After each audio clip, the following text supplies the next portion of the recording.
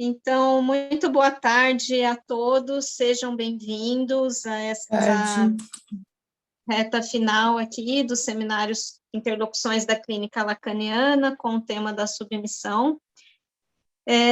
Hoje, 19 de novembro de 2021, temos o prazer de receber aqui a Maria Letícia Reis, minha amiga, psicanalista. A Letícia é doutora em psicologia clínica pela USP, foi a minha colega aí de doutorado.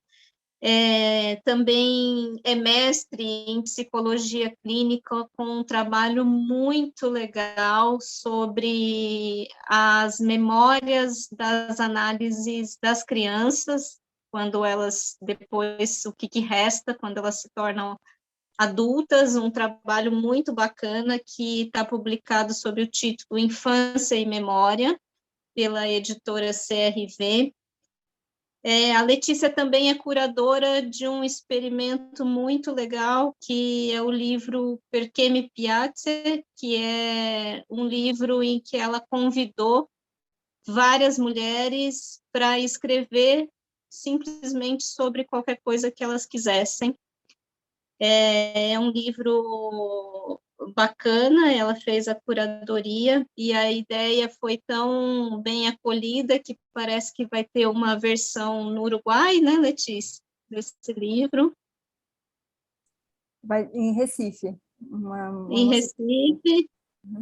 E atualmente a Letícia estuda, está dedicada à leitura da escrita feminina e dos estudos sobre os feminismos. Então, a gente tem o prazer de recebê-la aqui para falar, fazendo uma articulação com o tema da submissão dentro desse percurso de estudo dela sobre os feminismos. Oi, Daniela. Obrigada, Letícia. Obrigada a você, Dani. Um prazer estar aqui. Várias caras amigas. Boa tarde, né, a todos e todas aqui. Eu vejo que, né, no Vox, eu que acompanho à distância e vou sempre que posso, tenho amigos aqui, além da Dani, o Ludu, a Cris Matias, né? Nós percorremos aí a época da pós-graduação, na época que fazer pesquisa no Brasil era mais fácil, e é um prazer estar aqui. Bom,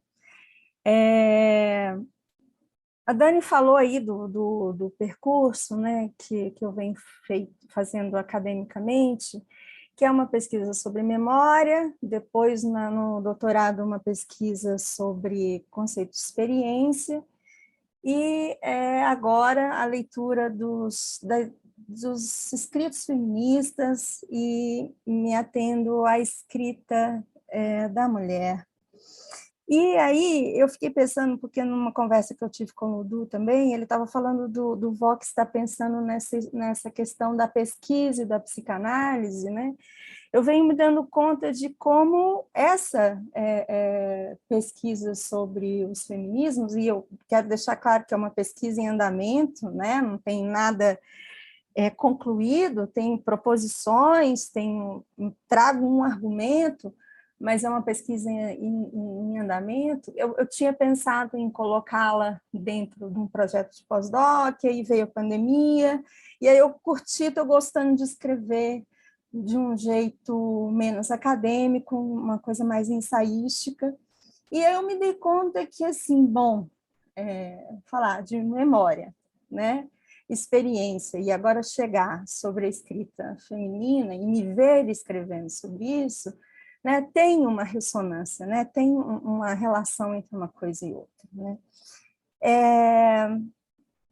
Quando eu me interessei pela primeira vez, assim, sobre o feminismo, eu gostei da ideia de romper com o destino, né? Eu vou falar um pouco melhor disso mais para frente, mas a ideia do feminismo, né, que é importante retomar assim, de saída, é que a gente acaba sendo insubmissa a um destino, né? As mulheres estavam destinadas a serem isso ou aquilo, E eu me vi, na minha história de vida, descumprindo alguns combinados que eu nem sabia que tinha feito, né? Então, eu acho que a escrita também tem a ver com isso. E antes que eu me esqueça, eu queria colocar um nome na minha fala, que é um nome que eu vi de um título de um livro que eu vi recentemente, que eu estou esperando chegar, ansiosa para ler, que é Mulher Submersa, né? Eu fiquei pensando nessa ideia da submissão, mas que não é um objeto direto, assim, é um objeto do qual eu me debruço, mas depois que a Dani me fez o convite, assim, uma pequena torção, assim, para poder pensar as coisas que eu venho lendo, fazem a gente discutir bastante a ideia de submissão. Então, eu vou partir de uma experiência que me aconteceu em 2019, então, assim, eu defendi o doutorado em 2015, né? Fiquei aí uns tempos lendo, né, e me interessei pela escrita feminina, acabei publicando, organizando o PPMPAT, e quando foi 19, eu tinha acabado de fazer esse lançamento, né? Quem acompanhou o lançamento lá, a gente colocou 300 pessoas na Praça Roosevelt, né? Então, a gente pensar nisso hoje, né, depois desse contexto que a gente está vivendo, é uma coisa muito emocionante. E aí eu comecei a me interessar e comecei a ler Beauvoir, fui num congresso na UFSCar, e depois, logo na sequência, teve uma flip, que foi a última flip presencial, que estavam lá, Grada Quilomba, foi uma flip bem bacana aquela, assim, meio inesquecível. E naquele momento tinha sido publicado pela editora Sesc uma tradução de um livro da Júlia Kristeva, chamado Beauvoir Presente. E aí eu tinha lido o livro, né? Foi traduzido recentemente pelo Sesc, né? Eu fui para o debate. E aí todo mundo sabe como funciona a Flip, né? Tem a Casa Flip, a Casa Sesc, cada editora tem uma casa. E eu fui para esse debate, eles convidaram uma filósofa e uma psicanalista para fazer o debate. A filósofa, especialista em Beauvoir, e a psicanalista, tradutora da Kristeva no Brasil, né? Então, eu fui, né, para o lançamento e esperando um debate. Quando eu percebi assim, o que estava acontecendo, começaram a cair algumas fichas para mim, assim, sobre essa divisão de campos, né, da filosofia com a psicanálise. O que acontece? A psicanalista fala primeiro, e ela apresenta o livro, o Beauvoir Presente, ela mostra como a Kristeva leu a Beauvoir, ela fala que a Beauvoir fez uma revolução antropológica, e essa palavra tem um peso, e ela fala, essa é uma palavra hiperbólica, mas eu quero ser hiperbólica, a Kristeva fala isso, que é uma revolução antropológica, porque é aquilo que muda o destino da espécie, né? E aí ela vai falando, e quando ela, né, vai falando de como a Kristeva lê a Beauvoir, ela fala assim, e a título de provocação, a Kristeva, búlgara, né, dessa semioticista, dessa turma do Barthes, enfim, ela fala assim, a título de provocação, que tem uma conjugalidade feliz,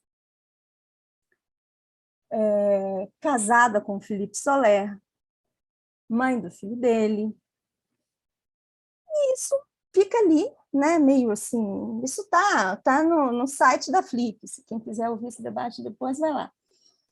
E aí, depois disso, a filósofa entra e especialista em Simone de Beauvoir, muito ocupada e preocupada em reconhecer o lugar da Beauvoir como filósofa na história da filosofia.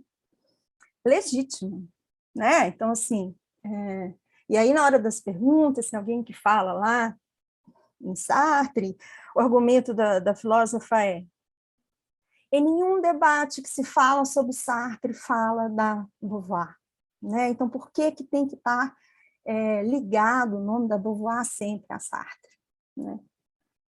E aí a psicanalista, não é lógico que não é nessa ordem, mas o que faz, o que me chama a atenção nesse debate, e que causa, e que me faz escrever, que me faz estar aqui falando, e prestar atenção nessas coisas, que diz respeito ao amor nos feminismos, que é assim, um discurso tão libertário, tão às voltas com a igualdade, quando o desejo da mulher aparece, ele é um problema.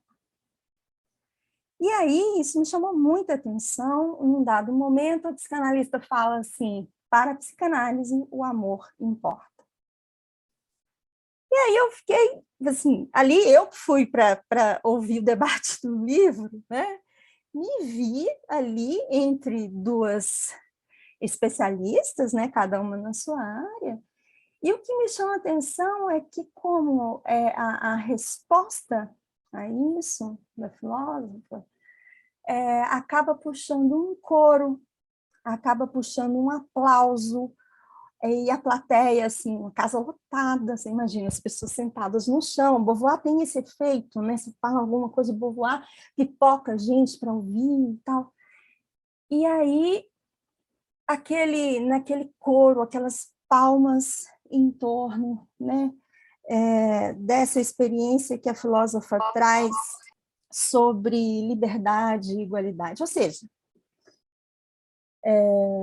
no macro, a gente sabe que essas coisas são importantes, né? Então, assim, tem desigualdade, que muita coisa tem que acontecer, né? A gente sabe disso. Mas o que eu entendi, que eu ouvi ali, que a psicanalista fez, e que foi muito importante para mim, é que o desejo, ele faz um furo do lado de cá, né? Nos discursos identificatórios, né? Então, qual que é o problema da Beauvoir se apresentar, né? De se falar no desejo da Beauvoir, né? E aí eu fui atrás, né, da Júlia Kristeva e do Felipe Solé, encontrei esse livro publicado na Argentina, que é Del Matrimônio como uma das Belas Artes, que a Kristeva e o Soler escreveram juntos, né? E eles falam assim,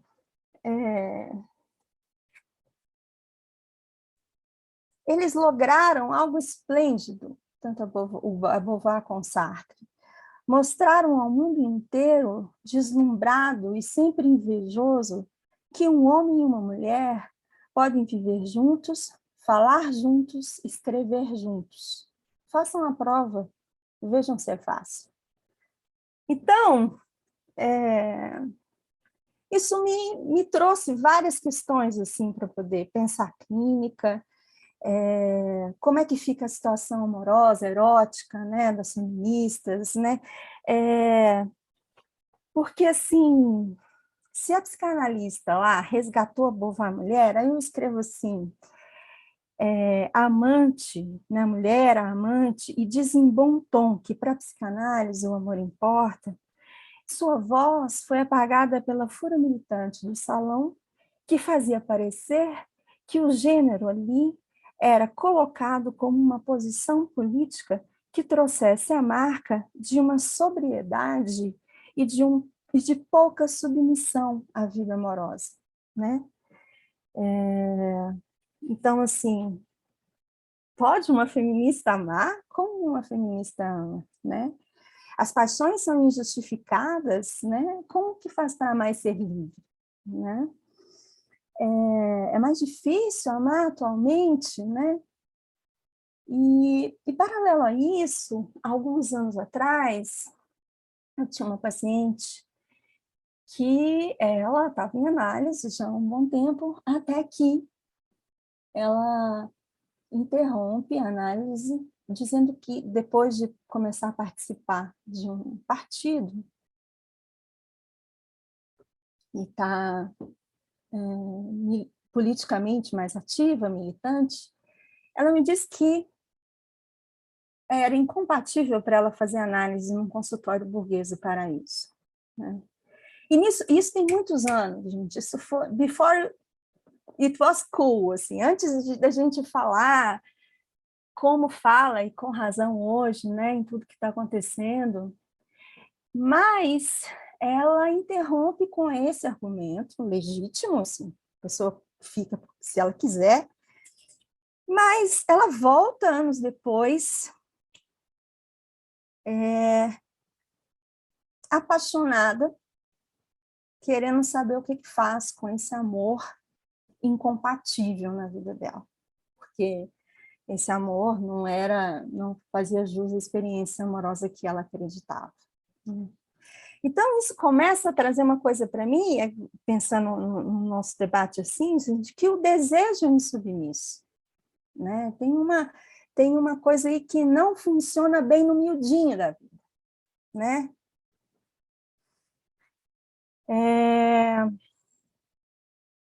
Lacan, no final dos complexos familiares, ele, em 53, ele termina o texto assim. Ele termina acentuando a impossibilidade de conciliação para o neurótico entre o papel social que deve desempenhar e as relações com o parceiro sexual. Né? Então, assim, quando esse debate apareceu lá na Flip, né, e começaram a lembrar que a Beauvoir escreveu sobre o amor dela, e a psicanalista fala, mas ela escreveu segundo sexo apaixonada. Né? Ora, que relevância faz? Né? Bom, é relevante porque ela quis escrever sobre isso.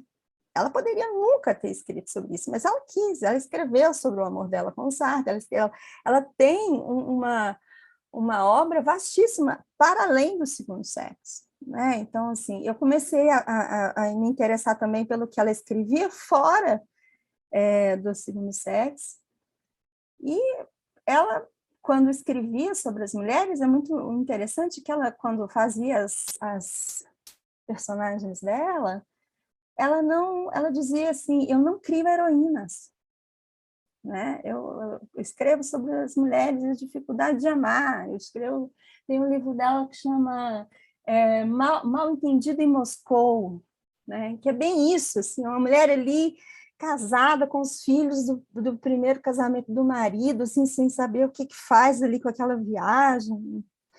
Né? Então, assim, como que a gente escuta esse miudinho, né, do desejo das mulheres que se dizem feministas na clínica? Né?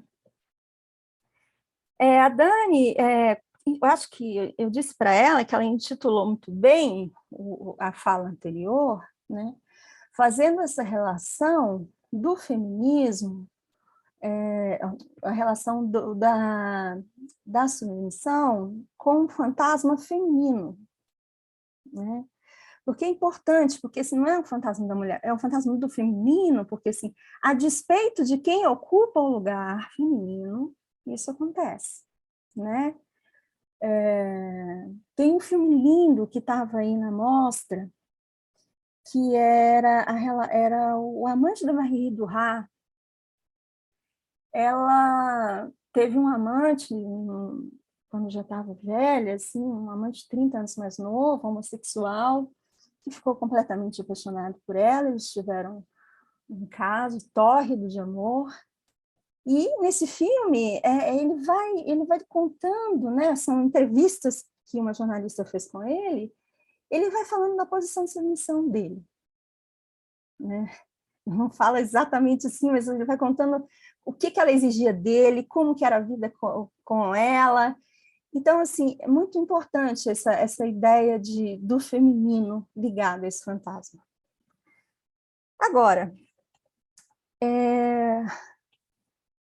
antes de seguir adiante, assim, e pensar como que a gente se constitui como sujeito desejante, como mulher desejante, né? assim, na cultura, né, as formas de sujeição e os assujeitamentos e a submissão são libidinalmente investidas, né? A indústria cultural, ela fornece aí, né, a formação das nossas fantasias, né?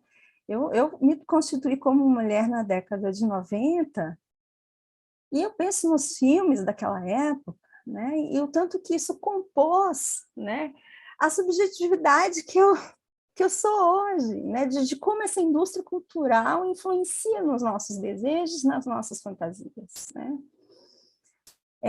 Eu fiz uma pesquisa, inclusive fiz um curso no Barco com uma professora de cinema, né?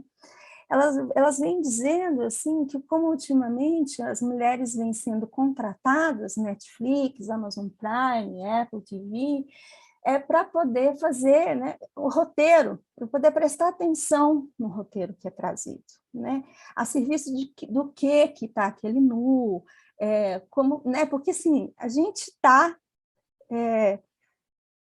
submetido, né, homens e mulheres, a uma indústria cultural, né? Há uma forma de sujeição feita pelo capitalismo, né? Isso no macro, né? Tem uma passagem do Cronenberg que eu trouxe para ler para vocês, que é muito interessante para poder pensar, né? Nessa indústria cultural. Ele fala o seguinte: sexo é uma força potente sem propósito. Por ser habitado por essa força potente sem propósito, os corpos serão insubmissos. Como não há lugar para algo sem propósito, numa sociedade marcada pela funcionalização extensiva de tudo e de todos, para onde vão os corpos insubmissos? Né?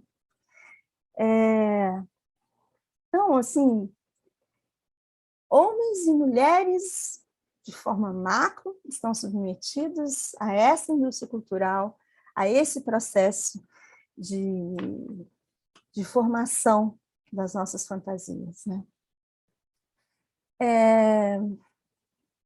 Então, eu falo nisso, né, assim, da relação de como eu me constituí como mulher e tudo, e aí eu fui lendo, e recentemente, eu acho que esse livro aqui, eu acho que muita gente leu, né, é um livro que está pipocando aí, que a Beth Miller escreveu sobre a análise dela, né? E eu acho muito curioso, inclusive eu vi a Beth Miller no Vox, acho que uma mesa que você estava, Ludu, se lembra? Eu acho que foi quando a Alain Didier veio, foi a única vez que eu a vi. E me chama muita atenção, assim, claro que eu não fui ler resenhas sobre isso, tudo, mas os comentários assim, que me chegaram sobre esse livro eram assim, não, vamos ler como que era fazer análise com Lacan, né? E aí eu acho que por ter uma experiência, de ter estudado sobre a experiência, eu li o livro e falei assim, cara, ela está falando como a análise foi transformativa para ela, como ela se posicionou diferentemente no mundo depois dessa análise, né? E aí eu queria ler para você um trechinho, né, para vocês, que assim, ela fala da diferença, né? Porque eu fui lendo, né, gente? E foi me dando um desconforto nas minhas leituras que era assim, é muito diferente ser mulher no Brasil e mulher fora, né? Então, Catherine Milhaud lá, né, como é que era o livro dela, Minha Vida com Lacan, era a vida dela, era dela que ela estava escrevendo, né? E as pessoas vão atrás da vida do Lacan nela. Então, assim, eu acho que tirar um pouco a experiência da mulher que escreve, muito bacana. E a Beth Miller fez isso. Eu gostei muito do jeito que ela trouxe, que ela fala assim, para não ficar sozinha no hotel o tempo inteiro, eu passava horas lendo em algum bistrô. Isso me dava uma incrível sensação de liberdade. No Brasil, teria sido impossível me sentar sozinha num bar sem ser importunada. O bar era para os homens ou para os casais. Aí tem uma outra parte que ela fala assim,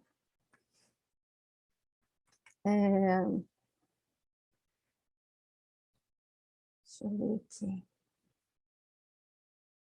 É muito curioso, porque assim, ela vai falando da experiência dela, de análise, ela vai falando de como ela circulava na cidade, de como ela tinha dinheiro para estar ali, e ela fala assim, me detive mais uma vez na Vitória Dourada do Châtelet e depois me dirigi para o Jardim da Tuileries. Queria rever as mulheres de maiol, as esculturas eróticas e as outras cujo gesto afastava quem se aproxima. Também delas eu sentiria saudade do Brasil, onde a exibição do corpo das mulheres está a serviço do gozo e não da contemplação. Podia o culto da feminilidade existir num país que nunca soube do amor cortês? E aí, ela fala também, num dado momento aqui, no desconforto, não vou achar agora, que meu papelzinho caiu, mas ela fala no desconforto de ter que sempre que comprar 2 números a mais, assim, do cintura para baixo, porque ela tinha um quadril mais avantajado, e falava desse incômodo que ela tinha com o traseiro dela.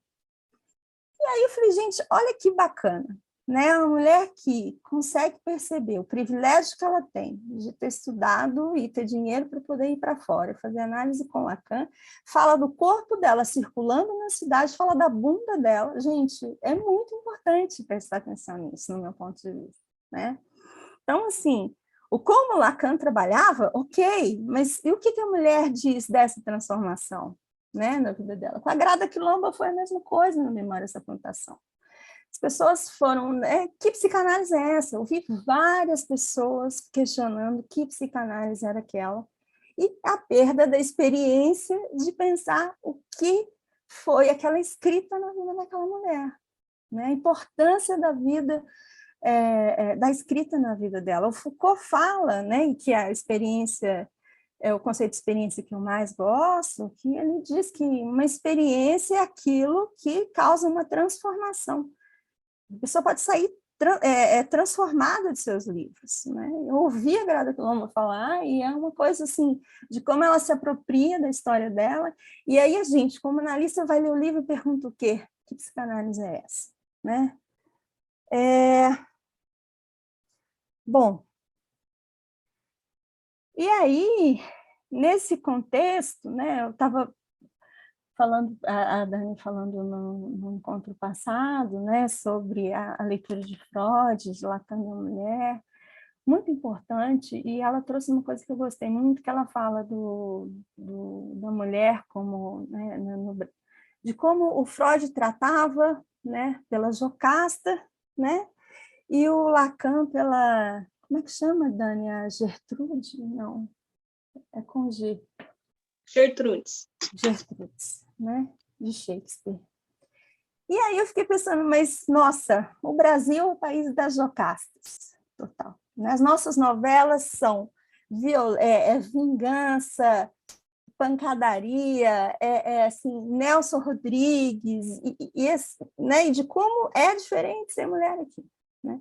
Então, lendo Marguerite Duras depois de tanto tempo, quer dizer, eu demorei muito tempo para poder conseguir chegar na Marguerite Duras, e eu tenho percebido assim, que aquele arrebatamento todo, né, que Lacan percebeu ali, a gente, não só pela estrutura, né, se a gente considerar aquilo uma narrativa, uma coisa absurda, né, que chega, ele sacode a Marguerite Duras, que ele vê ela e fala, como é que você fez aquilo, né? E ela fala, nossa, mas o que eu fiz? Ela faz sem saber aquilo que ele ensina, né? Ele fica lá. E aí, recentemente, eu estava relendo o Pensear a Vivência da Conceição Evaristo, e eu fiquei pensando, nossa, né, é uma espécie de experiência de ausência completamente diferente. Então, assim, uma das proposições, né, dos meus argumentos hoje é esse, assim, no Brasil, a experiência de abandono, de desamparo, e de solidão são diferentes. É uma outra forma de experiência de ausência. E eu acho que a gente precisa prestar atenção nisso. É importante continuar lendo, né, todas, né, essas leituras europeias. Claro que isso é o nosso berço, né, intelectual. Eu vou falar um pouco mais disso daqui a pouquinho, das filósofas e das mulheres da literatura e das feministas que eu leio, né, gente? Porque, assim, quando a Dani me convidou para estar aqui, é um percurso das feministas que eu leio. Outras mulheres leem outros feministas, né? E nesse contexto, eu trago as que eu tenho lido mais nos últimos tempos, que são a Virginia Woolf, a Shoshana Felman, a Hélène Cixous e a Beauvoir, que eu já falei, né? E por que eu trouxe essas, né? E eu fiquei pensando, o que eu vou transmitir de cada uma dessas para vocês, né? Primeiro eu vou situá-las, né? Que, assim, a Virginia Woolf dispensa apresentações, né? Mas vale dizer uma coisa que, assim, ela escreveu Um Teto Todo Seu 20 anos antes do Segundo Sexo. Né? No Teto Todo Seu, que é um livro que eu recomendo muito, ela fala que uma mulher, para escrever, tem que ter dinheiro no banco, uma tranca na porta, né? E essa privacidade para poder escrever. Quando eu fui para o congresso da Simone de Beauvoir, eu escrevi um texto para apresentar que dizia respeito a essa tranca na porta, não só como privacidade, né? Mas no Brasil a tranca na porta como segurança também. Quantas vezes eu me vi no consultório atendendo mulheres assim, gente, classe média baixa, né? Falando das dificuldades de divórcio e entrando naquele, né, desespero para saber como que vai terminar aquela história, né? E eu me ver dizendo assim, mas você precisa de um advogado, você precisa de uma portaria com porteiro, né? Então, assim, a tranca na porta da Virgínia, que diz respeito à privacidade e à importância da mulher escrever naquele regime fascista, né, naquela época. Hoje, além do regime fascista, a mulher tem que tomar cuidado, né? Então, assim, e aí quando eu mandei o texto, as pessoas falavam assim, tá faltando uma cedilha, né? É trança ou tranca? Respondi 2 a 3 e-mails, né, com essa, né, enfim. E aí, recentemente, eu li um texto dela muito importante, chamado As Mulheres Devem Chorar ou Lutar contra a Guerra, né? A Shoshana Felman, e eu não gostaria de apresentá-la assim, mas eu tenho pouco tempo, mas assim, gostaria de apresentá-la pelas pesquisas dela, assim, que ela escreveu a coisa literária, né? Trabalha muito com literatura e estava fazendo uma pesquisa sobre Stendhal, quando ela passou o ano sabático em Paris e começou a frequentar os seminários do Lacan. E o Lacan ficou, assim, quando ela foi conversar com ele, e ela estava fazendo a leitura que ela percebeu do seminário dele, e então eles começaram a conversar e ela convidou ele para ir para os Estados Unidos, e o Lacan foi, né? Então ela é responsável por levar Lacan aos Estados Unidos, e por aquela frase que o Lacan fala, que o inconsciente é um entardecer em Baltimore. Ela escreve um livro que eu gosto, que acabou de chegar, quer dizer, acabou porque não tem tanto tempo de ler, né? Mas eu não consegui terminar, que é esse, What Does a Woman Want? Né? E a gente sabe que essa é uma pergunta do Freud, que é uma pergunta do Freud formulada numa carta para Marie Bonaparte, né? Depois de tanto, né, todo mundo conhece essa frase, depois de tantos anos estudando e tal, A mulher, então a pergunta é o que é uma mulher? A Shoshana Feldman, o que ela faz? Ela fala assim, essa pergunta é da mulher. Então, tem uma necessidade de reapropriação e releitura dessa pergunta. O que eu achei genial, né?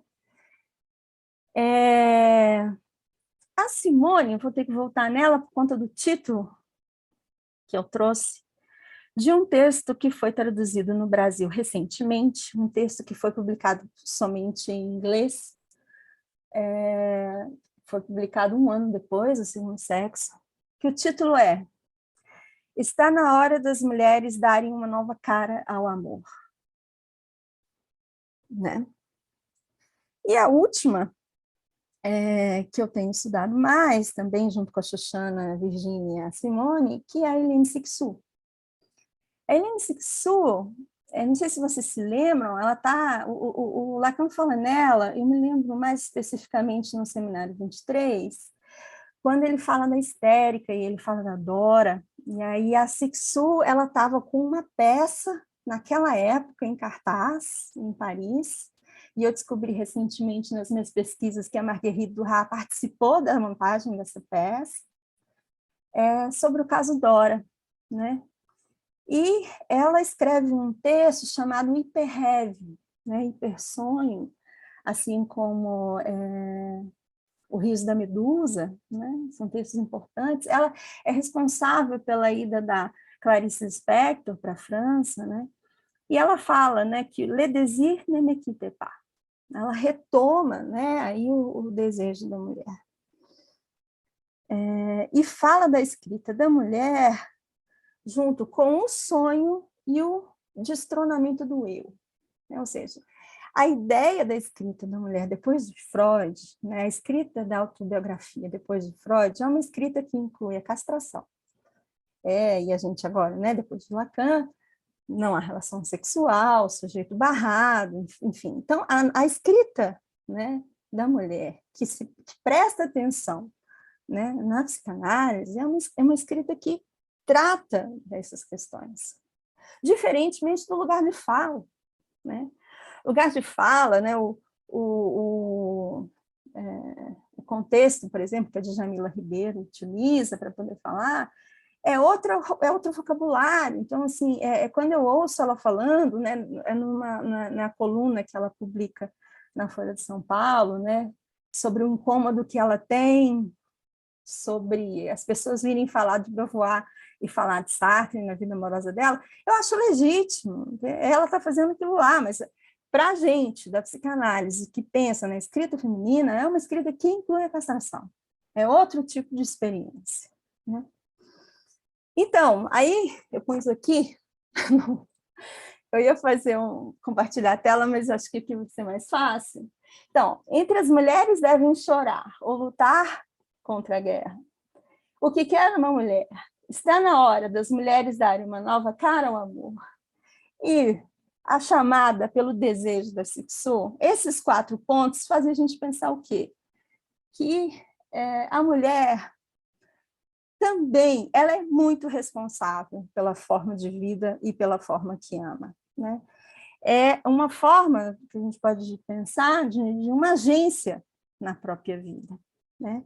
Então, uma coisa que eu proponho, né, hoje, que essa autonomia, essa responsabilização pelo próprio desejo, essa agência, né, essa emancipação, ela também tem a ver com uma certa desobediência. E aí, para poder pensar nisso, eu tenho pensado muito e lido muito sobre os nãos da mulher, né? Os nãos que acompanham a mulher e os nãos que a mulher precisa dar, né? Então, eu fui na literatura, né, e me lembrei desse texto aqui, vocês devem conhecer, que é o Bartleby, que, como eu vi, ele cria um personagem genial no século XIX, de um escrevente que está em Nova York, trabalhando, e que toda vez que era demandado qualquer coisa dele, ele respondia, preferia não. preferia não. E aí, o que eu venho propondo é assim, um feminismo que diga respeito a mulheres barthelbianas, né? A mulheres que possam dizer, isso não, chega, para mim deu. Isso traz problemas, né? Assim, dois. Um, que é a responsabilização ainda maior, de novo, né, da mulher para alguma coisa. Mas aí, se a gente pensa em Antígona, né, por exemplo, que uma indignação ela precisa estar junto com a responsabilização e com o ato, né? Então, acho que é isso aí, é por isso, é nesse caminho, né? De uma escuta que a gente ofereça, né? E uma sociedade também que ofereça a oportunidade da mulher dizer não. Claro que às vezes pode dar muito errado, né? Porque o não da mulher, ou cara, fala, puta, que alívio, eu não precisar fazer mais essa cena aqui, né? E ali fica aquele jogo de força, e ele fala, né, chega, agora eu posso, né, aparecer, né, com os meus fantasmas, com as minhas dificuldades, né, ou dar esse alívio, ou pode dar em assassinato, né? Pode, depois de um não na mulher, ele pode matá-la, né? Então, esses são os aspectos que eu queria trazer, e voltando um pouco assim nisso, né, de marcar esse argumento, né, de um feminismo que incentive as mulheres a dizer não, de uma certa desobediência. O Etienne de La Boétie perguntou muito tempo atrás, né, por que somos tão obedientes, né? Tem a Spivak também, não consegui retomar esses textos todos, Dani, mas tem a Spivak que se pergunta, pode o subalterno falar? E tem o da Butler, né, que é a vida psíquica do poder. Mas nesse contexto, né, é isso que eu queria dizer hoje, assim, da importância do não e de um feminismo que passe, né, por uma invenção. Porque o que eu estou falando para vocês aqui é a minha leitura dessas autoras, num feminismo que eu estou achando que é compatível comigo, com a minha história de vida, com a minha clínica, com a minha escuta, e que não tem a ver, né, com palavras de ordem, que não tem a ver com um discurso identitário maciço, né, porque a gente tem condições de fazer isso, né?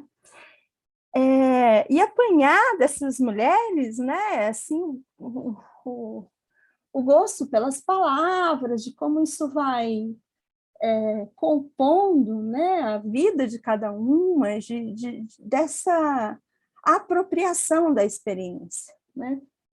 Eu estava lendo, gostei muito, eu li, né? Eu não li o segundo, mas eu li esse, e eu gostei muito de quando eu vi uma ressonância disso que eu proponho,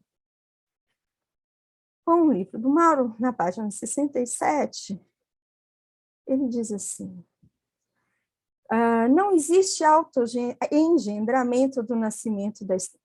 De novo, não existe autoengendramento no nascimento da estupidez.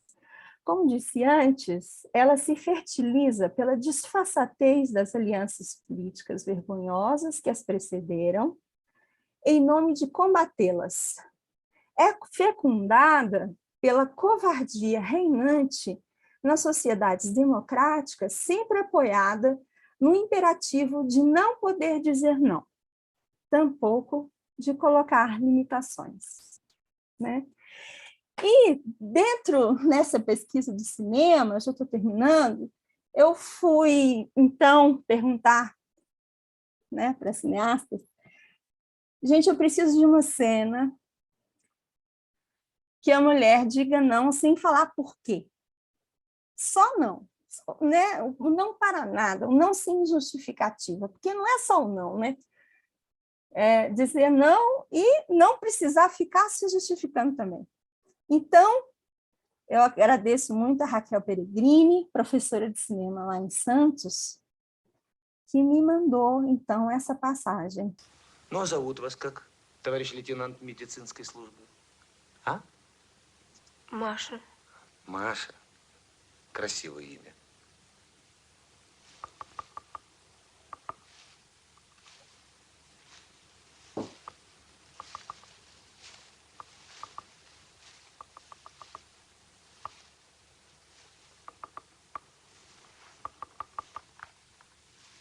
А меня зовут Леонидом. Леня попросту. Были такие? Что? Ну, знакомые Лени. Нет. Значит, я первый.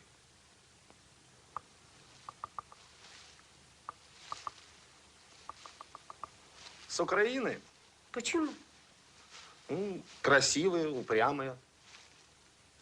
Нет, я под Москвой жила. Есть такая станция Переделкино. 20 минут поездом. А у нас 300 километров, и все считается под Красноярском. В нашем городе Суриков жил. Художник такой. Слыхали? А у нас в Переделкине писатели жили. Мы однажды с девчонками Алексея Толстого видели, Чуковского Корнея. Длинный такой, седой. По лесу гуляли. А вы были ранены? Было дело. Чё это мы все вы, да вы? Может, хватит? Давай на ты, а? Я не могу так сразу. А я могу. Ты постепенно, а я сразу. Ладно? Ты чего? Паутина. Вот страх-то. Эх ты, вояка. Командир полка, нос до потолка. А я, кроме пауков, ничего не боюсь. Ничего. Васильев, капитана Холина не видели? Товарищ старший лейтенант. Он туда пошел. С военфельдшером.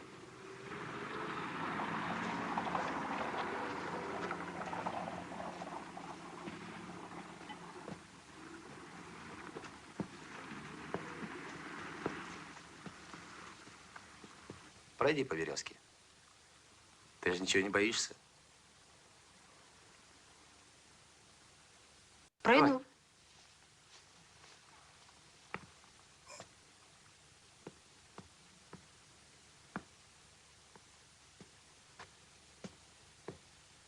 Давай. Может, хватит?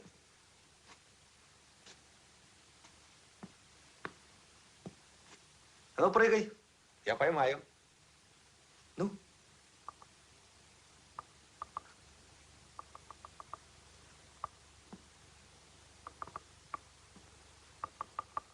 Струсила? А чё же? Так просто.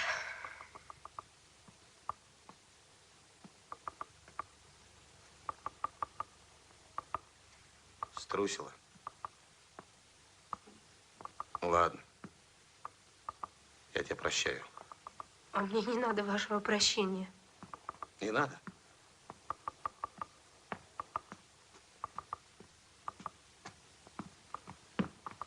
Давай помогу. Я сама.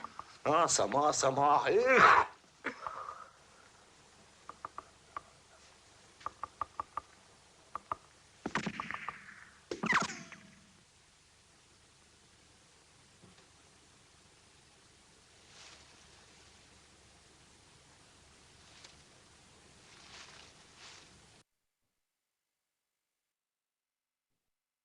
Bom, e para terminar, eu queria trazer para vocês, porque eu não queria deixar de falar nisso, que é da Barata na Clarice. Acho que a escrita feminina ela vem aí como, né, como um discurso que conversa bem com essa essa proposta de evitar essa vociferação, e aí eu queria trazer, quando a Clarice fala da barata, claro que ela fala da barata em vários momentos na Paixão segundo GH, mas a minha edição está na 47, que ela fala assim: o que sempre me repugnara em baratas é que elas eram obsoletas e, no entanto, atuais. Eram obsoletas e, no entanto, atuais. Saber que elas já estavam na Terra e iguais a hoje, antes mesmo que tivessem aparecido os primeiros dinossauros, saber que o primeiro homem surgido já havia encontrado proliferadas e se arrastando vivas, saber que elas haviam testemunhado a formação das grandes jazidas de petróleo e carvão no mundo, e lá estavam durante o grande avanço e depois durante o grande recuo das geleiras, a resistência pacífica. Eu sabia que baratas existiam há mais de um mês sem alimento ou água, e que até de madeira faziam substância nutritiva aproveitável, e que, mesmo depois de pisadas, descomprimiam-se lentamente e continuavam a andar. Há 350 milhões de anos, prosseguiam na marcha. Há 350 milhões de anos, elas se repetiam sem se transformarem. Quando o mundo era quase nu, elas já o cobriam vagarosas. Então, essa ideia dessa pretensamente, né, literal e fontes de metáforas. Bom, era isso, gente. Obrigada. Letícia, muitíssimo obrigada pela fala. Enquanto você falava, eu me dei conta que atualmente os ânimos estão tão exaltados e é tudo uma questão de combate, de luta, que há tempos raramente se encontra nas falas psicanalíticas uma continuidade de uma escuta que vai provocando um riso o tempo todo, né? E eu acho que a tua fala, ela tem uma proposição sobre o amor a partir dessa cena que você viu na Flip, né, e que é uma proposição muito, acho que muito rica e muito fértil, mas, acima de tudo, a tua fala tem um efeito, né, de provocar, parece que uma baixa de guarda, né, parece que alguma beleza dentro de um campo de guerra, né, então, te agradeço muito, não só pelo conteúdo, mas por essa sensação residual, né, depois da tua fala, né, é um efeito, né. Sobre o argumento, né, que você abre com essa fala, né, com esse debate na Flip, o quanto expor a Beauvoir ou quanto mencioná-la junto com a Kristeva como duas mulheres que amam, né, e que falam sobre isso, né, que não se envergonham de amar, né, o quanto isso provoca a ira do outro lado, né, como se isso pudesse fazer alguma mancha na história de reescrita da condição feminina no mundo, né? Como se fosse um elemento que não fosse digno de nota e, muito pelo contrário, devesse ficar recalcado, né? Quando isso aparece, né, quando a psicanalista destaca que para a psicanálise o amor importa, né, e provoca essa reação assim de um combate, porque o amor é como se trouxesse esses dois homens amantes ali para como se fossem manchas na história dessas mulheres, né, e que elas mesmo não estavam vendo como manchas, né, ao contrário, elas falavam isso, né, é como se houvesse uma denúncia de que, mais uma vez, os homens estão invadindo um terreno impropriamente, né? E quando você ressalta de que não é uma disputa de território, que o amor é sobre isso, né? acho que você traz para o seminário uma formulação de extrema importância, que é amar não é se submeter, né? Amar é incluir a castração como forma de relação ao outro, né? Acho que tem um ponto em que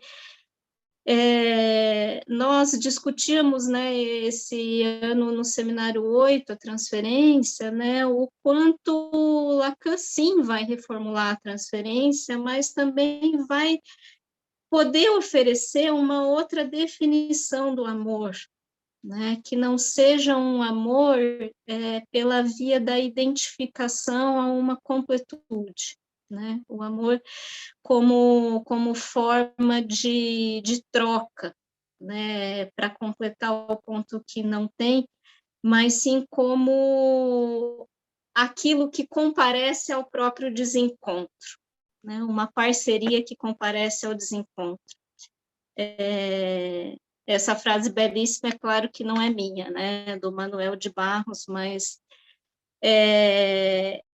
é isso, é poder trazer para a perspectiva algo de uma riqueza ímpar, porque eu não me recordo, posso estar equivocada, mas não me recordo de ter ouvido alguma fala feminista e sobre os feminismos que não tivesse mencionado o machismo, né? Então, você faz uma fala por 1 hora, construindo uma racionalidade a respeito da posição inventiva da mulher a partir de uma presença de uma mulher na história, Beauvoir, e, curiosamente, você não precisa de um opositor para sustentar o seu argumento, né?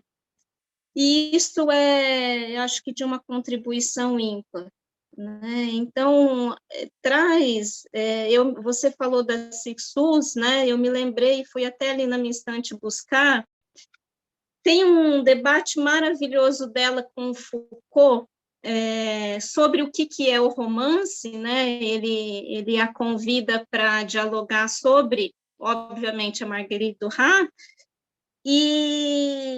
e ela vai fazer uma fala, né? Ele vai dizendo, né, o que é essa escrita para você, e ela vai dizendo, eu sei que ela tem um efeito, e esse efeito é um efeito não de um conteúdo transmitido, mas é uma assinatura de como as coisas são, né? Mas, acima de tudo, é uma assinatura da escrita dela, né?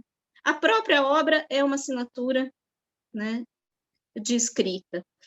E ela vai dizer o seguinte para ele, os dois, né, falando sobre o romance. Há sempre esse problema do tempo, memória, passado, e depois sempre a partir de um desespero absolutamente infinito, pavoroso. Portanto, nos diálogos que se encontrariam em qualquer romance, né, qualquer romance comum, há trocas. E é isso, aliás, o amor, que, apesar de tudo, eles conseguem trocar em algum lugar. E essas trocas são feitas a partir de sua base comum de infelicidade. Então, eu acho que você está dizendo que tem um efeito de uma certa militância feminina, de uma certa, porque não é um todo, né? Que é aquilo que você me dizia, uma espécie de ressentimento de um projeto fracassado de amor, né? Se entregar ao amor é se entregar ao fracasso como mulher, né? E eu acho que essa frase da Sixus vai lembrando que o amor não é uma troca para a felicidade, mas ela é uma troca a partir de duas incompletudes, né? Enfim, só para te agradecer mais uma vez e vamos escutar o que as pessoas têm a dizer sobre a sua fala. Eu que agradeço, Dani. Olá, boa tarde. Obrigado, Olá. Dani. Obrigado, Maria Letícia. Eu estava aqui escutando todas as referências e escrevendo, e me lembrei muito da minha formação em letras, que eu fiz na Universidade Federal do Ceará, e lembrei muito daquele conto da Virginia Woolf, que é uma novela não escrita, an unwritten novel, e o Quarto de Jacob e todos os outros. E lembrei também do grupo do Bloomsbury, né, que ela participava, e de como ela se inseria ali como mulher, na posição de mulher, num grupo que tinha muitos homens, né, o Aldous Huxley, e pensar realmente nisso, como a mulher se insere numa posição em que ela mesma basta. Ela não precisa estar reforçando todo o tempo que ela é uma mulher, mesmo diante dos homens. Então, eu queria te ouvir um pouquinho sobre isso, e também tantas outras referências que você colocou aqui, que são riquíssimas, e que já vou buscar todas. Obrigada. Eu acho que eu prefiro, então, ouvir todas as perguntas e os comentários antes. A próxima é a Luciana.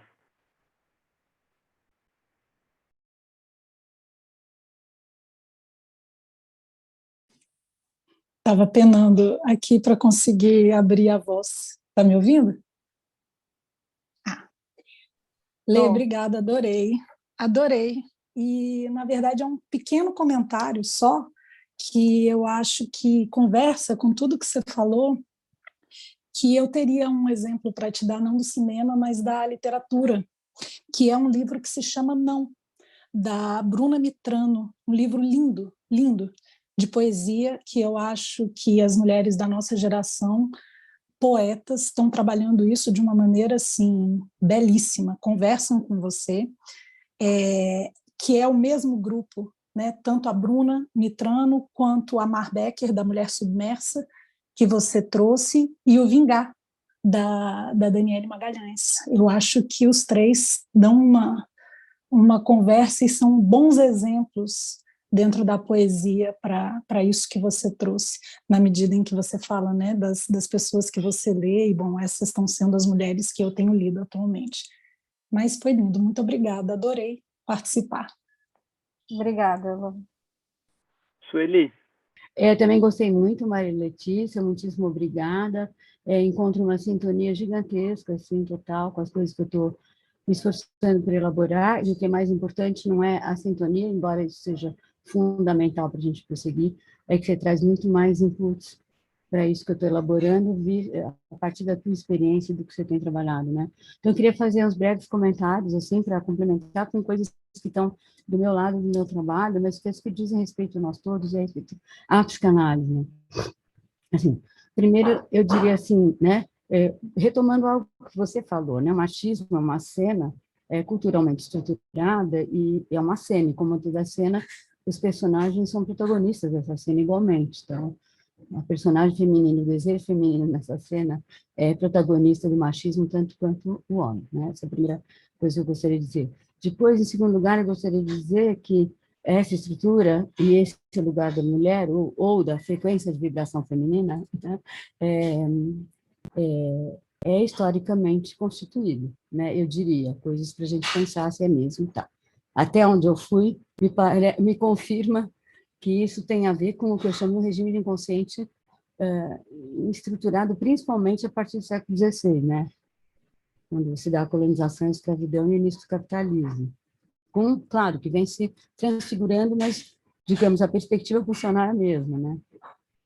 Então, nesse sentido, me parece, talvez isso é o que eu mais quero compartilhar com vocês, porque encontrei em vocês um campo onde é possível compartilhar isso, tão difícil de compartilhar na psicanálise tal como ela vem sendo praticada, que por isso que eu estou aqui, né, que encontrei essa reverberação e alimento dela, é que se Freud, por um lado, detectou com grande maestria a neurose, que do meu ponto de vista é o modo de subjetivação dominante sobre esse regime de inconsciente, né, mas não é universal, e ele não pôde ver, que não é universal, mas se isso dizer respeito a esse contexto histórico, nem estou cobrando isso dele, porque ele fez extraordinário, que ele não só decifrou, mas criou digamos, um ritual no qual esta reconexão com o desejo vai se operando para transformar esse regime de consciente. Mas ele não tinha como saber que isso é uma intervenção na cena política distinta da esfera macro, né, que você citou várias vezes, onde se trata de redistribuir melhor os direitos, os bens, etc., que é o mínimo que se pode desejar, se não é caso de psiquiatria grave, sim, né, porque é o mínimo que se pode enxergar e desejar, mas qualquer regime não é uma abstração, mas ele está encarnado ou plasmado num modo de existência que é gerido por um determinado regime de inconsciente, né? Então, intervir nessa esfera do inconsciente, que é o que Freud nos propôs e conseguiu enfiar a goela dentro no final do século XIX, começo do XX, é político.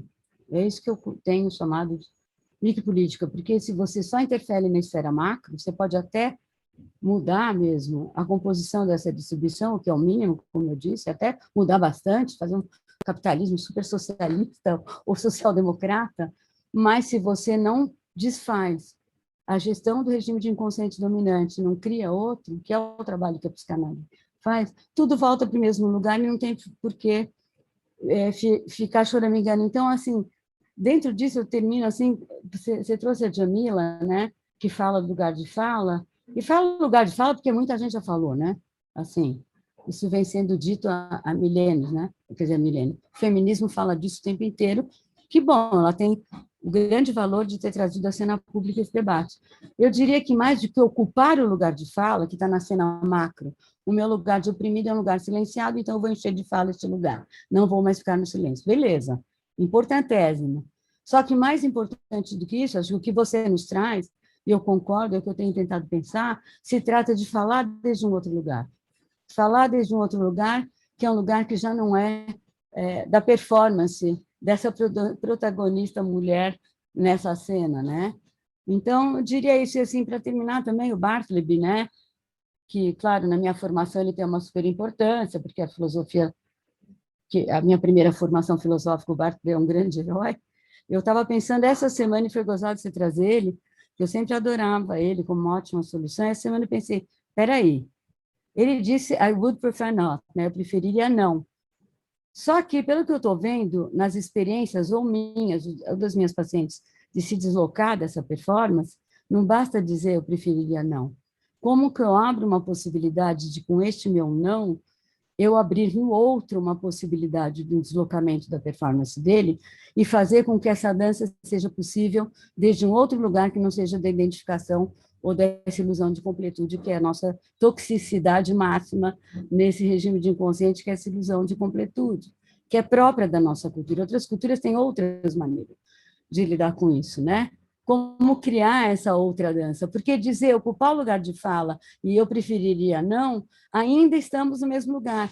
Como é que generosamente, acho que tem essa generosidade no que você trouxe, que a Dani tomou, olha só que alegria que vem, não vem só ressentimento da tua fala, desta outra posição, como eu abro com esse meu não uma possibilidade que outro enxergue o que é esse não, por que esse não está em mim, em que isso me sufoca, e o que eu quero do outro, por que eu quero que o outro procure dançar comigo, deslocando desse lugar, caso essa dança seja possível, porque ela é, mas não necessariamente na situação que a gente se encontra. Então, são esses comentários, mas te agradeço muitíssimo, eu curti demais, assim, anotei tudo, vou roubar um monte de coisa, vou ler coisas que eu não li.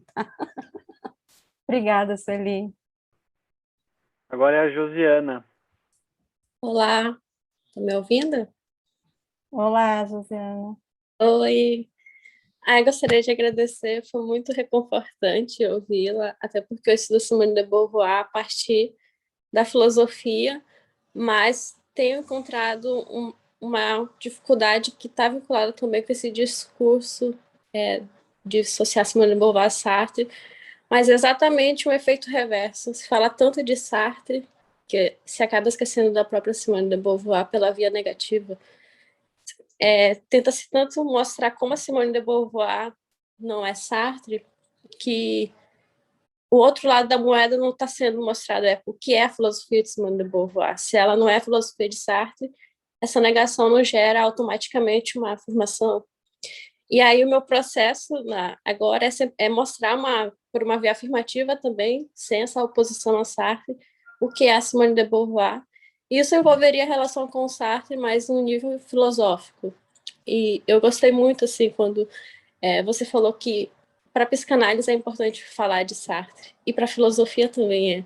Só que não pela essa via negativa, e isso me ficou fazendo refletir bastante. E uma coisa que me chamou muita atenção é que a Simone de Beauvoir em nenhum momento nega o amor na obra dela, e sempre enfatiza que ela ama e que para ela o amor é aquilo que mais testa o ser humano. Mas ela sempre enfatizou que ela não se reconhecia mulher antes de escrever O Segundo Sexo e que ela só vai se reconhecer feminista na década de 70. Então, como que a gente está trabalhando com a obra de Simone de Beauvoir quando a gente parte de uma ideia mistificada em torno dessa própria obra? Que é a minha pergunta que eu queria fazer, né? Tipo, falar do amor, macular uma imagem que se criou de Simone de Beauvoir, uma imagem mistificada. Quando fala-se do amor, é como se eu tivesse, de alguma forma, maculando um mito feminista. E como que a gente, se é possível, no caso, falar de novos mitos, agora novos mitos feministas, que estão novamente negligenciando aquilo que era o projeto originário, de mostrar como a subjetividade feminina ela foi suprimida por todas essas estruturas. Só que, novamente, a gente está tendo esse movimento dialético que está ocorrendo uma supressão da subjetividade feminina, porque no momento em que eu vejo que eu não posso amar porque eu sou feminista, ou porque eu estou num determinado partido, ou porque eu sou filósofa, como que a gente lida com essas contradições? Por que a nossa tendência é sempre negar essas contradições e não assumi-las? E isso parece tão contraditório com a própria Simone de Beauvoir, que defende a assunção dessas contradições, dessas ambiguidades, que toda hora a gente precisa aprender a lidar com elas e não transcendê-las. Obrigada, Josiana. Obrigada. Eu que agradeço. Agora é a Manuela. Oi, Letícia, tudo bem? Muito obrigada. Foi muito bacana.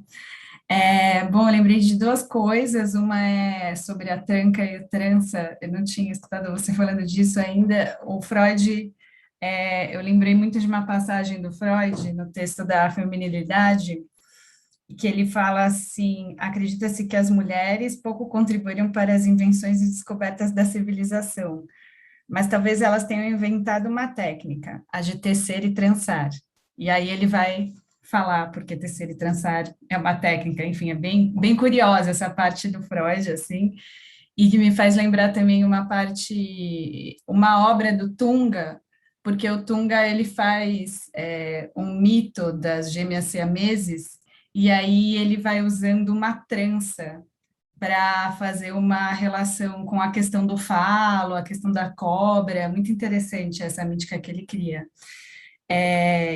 E só mais uma perguntinha bem breve, eu acho que, dando continuidade à questão da Josiana, é isso, né? O quanto tanto a psicanálise como o feminismo, em alguns momentos, eles colocam a mulher num lugar a verdade da verdade, né? Ou assim, o lugar do enigma do gozo. E aí eu lembro muito do Seminário 20, né, que o Lacan vai fazer toda a articulação a partir do Amor Cortês, mas dizendo que a mulher, né, a mulher não existe, seria essa outra face do gozo de Deus, né? Vai relacionar a mulher não existe, Deus não existe. Enfim, queria pensar um pouco isso a partir do que você trouxe. de que, na verdade, a ameaça está justamente... O Zizek fala isso de um jeito muito bacana, o Zizek fala que a ameaça do véu no islamismo é que por trás do véu não é que tem o corpo feminino, mas é que tem a inexistência da mulher. E eu acho uma articulação bem interessante. Enfim, é isso. Obrigada, Manuel. Mariana. Oi, Letícia. Oi, Mariana. Muito tocante a sua transmissão. Fiquei com algumas coisas aqui, vou ver se eu consigo formular, né? Mas achei muito interessante, muito preciso quando você diz das experiências de ausência, né? Do desamparo, da solidão, e eu esqueci a outra que você falou, mas né, que pela literatura e também pela clínica é possível ver como isso é diferente no Brasil, né? E a partir disso, eu fiquei pensando, e fiquei com vontade de retomar um pouco sobre o filme do Bacurau, que foi tão comentado aqui pela Daniele, né? Isso já estava um pouco borbulhando na minha cabeça, mas quando você tocou nesse ponto, né, das experiências de ausência, que são muito diferentes aqui, eu fiquei me perguntando se em Bacurau, né, se trata de uma experiência de submissão ou se trata de uma experiência de desamparo, né? E que diferenças isso tem, né? Porque me parece que em Bacurau tem toda uma organização, uma coletividade para responder àquilo que eles estavam vivendo, né? Inclusive na hora da guerra, né, da luta, enfim, me parece que tem uma outra forma de lutar, né? Tem a ingestão da pílula que abre para uma outra perceptividade, as crianças engajadas, eles atacam de dentro do museu, né? Quando eles cortam a cabeça dos gringos, né? Quem consagra isso é a figura da Lia de Itamaracá, que é uma cirandeira, patrimônio cultural brasileiro.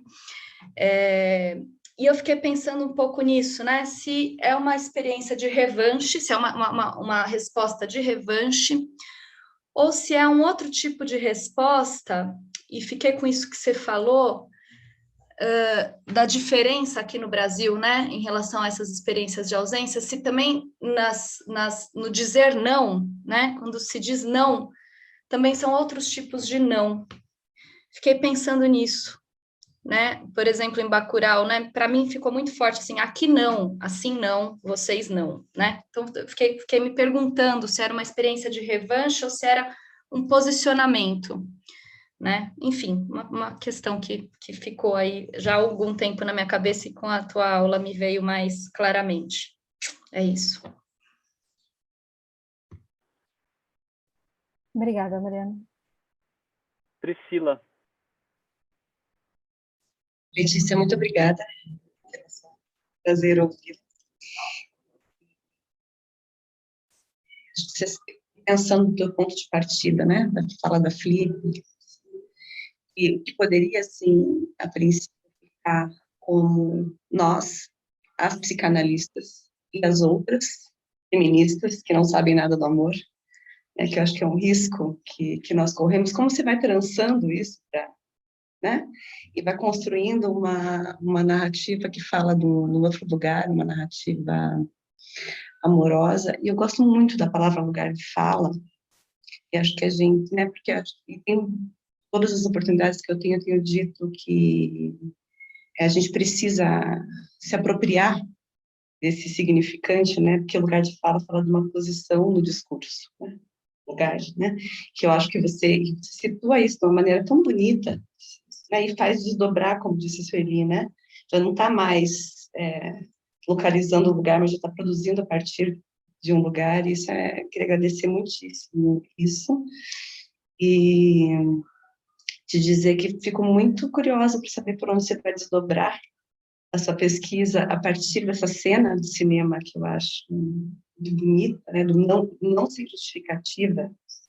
O que é para uma mulher dizer um não sem justificativa? É pensar como que isso vai se desdobrar na sua pesquisa e pensando na realidade brasileira, né?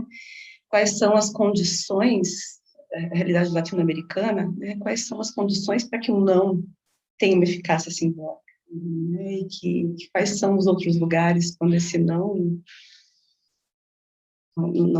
é escutado, né? Não tem um poder performativo. Obrigada, Pri. Sueli.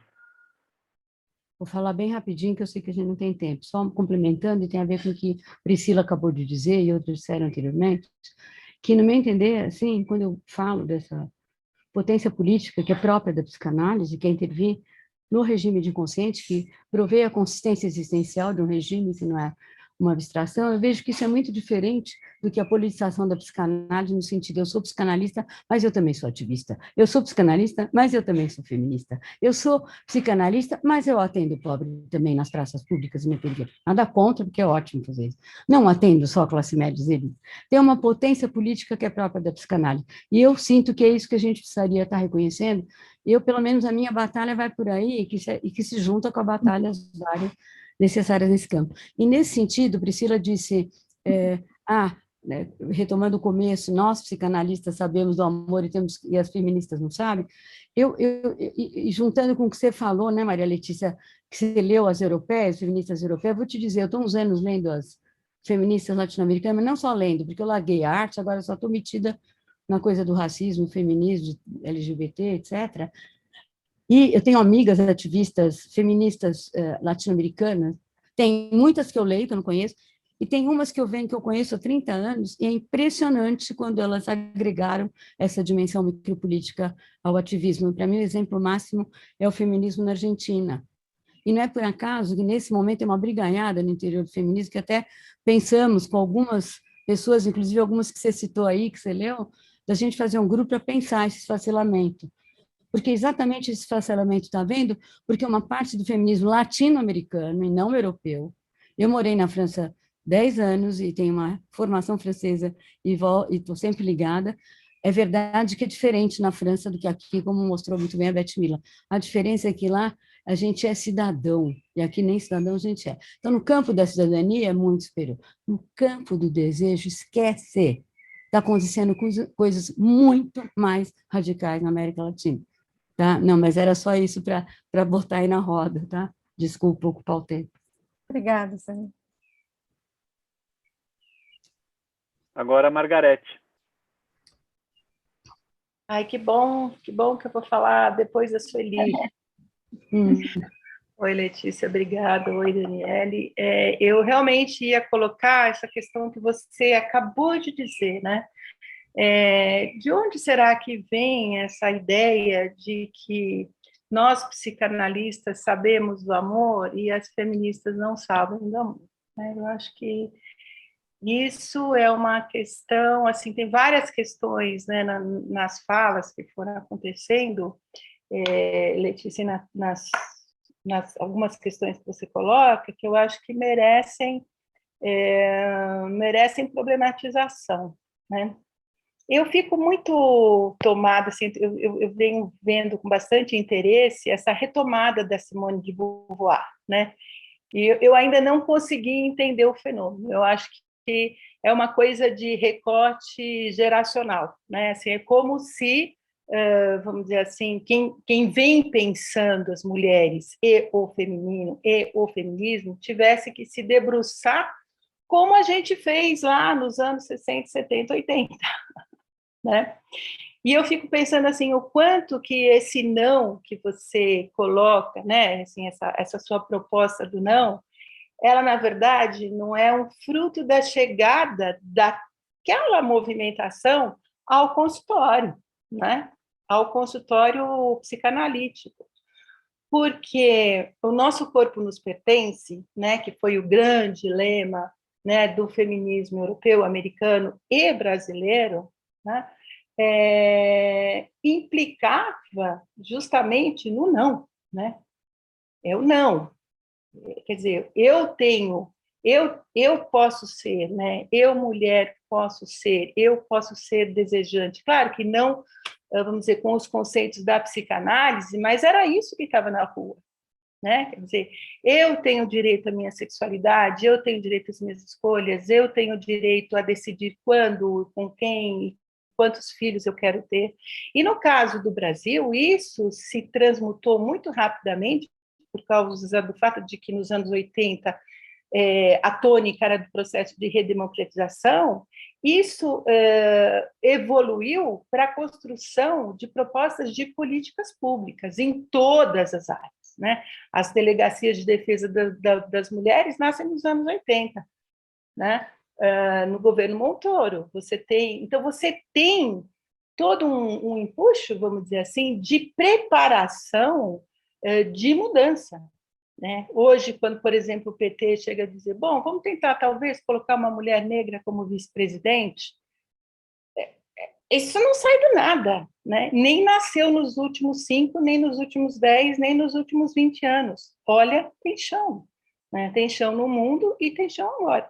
Então, o que eu acho, Letícia, é que eu acho que o não é importante, mas bem importante também é a que é possível dizer sim. Porque quando eu estou dizendo não, qual é a masculinidade, qual é o masculino, por exemplo, que é possível encontrar, né? Então, e eu acho que essa outra diferença que você colocou nas suas colocações, né, que não se trata da mulher, mas se trata apenas, né, mas se trata de pensar o feminino, e aí quando você pensa o feminino, você alarga muito mais essa conversa. Eu acho que é um ponto que até eu não tive oportunidade de dizer, Daniele, mas acho que é um ponto central, né, nas colocações que você vem fazendo. Não ficar em torno da mulher, essencialmente, mas pensar, né, nas categorias, né, de submissão ou de insubmissão, quando se pensa masculino e feminino, né? Mas parabéns ao Vox pelo debate. E agora o Mauro. Obrigada, Margarete. Letícia, obrigado.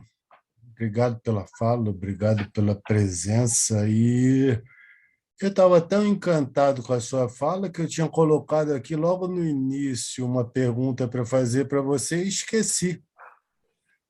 Então, eu quero aproveitar para dizer para você que você volte, venha nos apresentar a continuidade da sua pesquisa, que vai ser sempre um prazer poder reencontrar você. Tá bom? Tá bom, Mauro. Obrigada. Quanto tempo eu tenho, Dani? Lê, infelizmente não temos mais tempo. Eu queria que você pudesse fazer umas considerações finais e, quem sabe, essas pessoas que fizeram a pergunta, elas podem deixar um e-mail, né? E aí você pode respondê-las por e-mail, assim, mas breves considerações aí, porque a gente tem uma atividade na sequência. Tá. Mas eu acho importante pegar o frescor, né, da conversa e pensar de como o gozo vem, é uma palavra, né, da mulher, que quem apresentou essa palavra para o Lacan foi a Catherine Milhaud, de como a gente pode pensar, tentando lembrar as perguntas agora, né, assim, o que é o amor depois da análise, né? Porque eu não posso obrigar nenhuma mulher a fazer análise, né? Das que tem o lugar de fala. Eu acho que tem uma diferença em relação, né? Eu acho que você traz muito bem no seminário anterior, Dani, é uma responsabilização aqui, não, né? No miudinho da vida, não alhures, né? Eu acho que faz diferença, né? E agradecer muito a escuta, as perguntas, essa coisa da vingança, né, no filme Bacurau, essa diferença aí é uma coisa que me toca, porque, assim, gente, existe um bem dizer e existe um mal dizer também, né? Então, assim, no prefácio da Conceição Evaristo Olhos d'Água, tem uma coisa que ela explica lá, por que tantas vinganças, às vezes, né? O que acontece? Está em Shakespeare, né? O mal dizer, né? Essa coisa violenta, né? E, assim, sobre a solidão da mulher, Lacan fala lá no Naturdito, né? Tem uma citação sobre a solidão da mulher lá, que, né, parece funcionar de um modo geral, mas eu fico feliz de ter transmitido isso, que a gente precisa pensar na mulher na América Latina. Não é à toa que o Preciado espanhol causou tanto na América Latina, né? A gente tem que pensar nisso também. E agradecer, mais uma vez, pelo debate. Um beijo, boa tarde a todos. Obrigada, Letícia. Queria agradecer também ao Dudu, que ajudou hoje aqui, sendo host, admitindo as pessoas aqui. Obrigada a todos. O próximo encontro do seminário sobre o tema da submissão vai ser com o Mauro Mendes Dias, né, que é o disparador dessa conversa toda, através do livro dele lançado esse ano, e aí a gente vai escutar quais as elaborações que ele avançou, né? Então será no dia 3 de dezembro, estão todos convidados. Obrigada mais uma vez e bom final de semana a todos. Obrigada, Dani, Letícia, Tchau. Mauro. Tchau. Obrigada, Daniele. Beijo, Tchau, obrigado. obrigada, muito bom. Fascinante. Beijo, querida. Foi lindo. Obrigada, gente. Tchau. Prazer. Muito prazer, obrigado. Maria. Tchau. Tchau.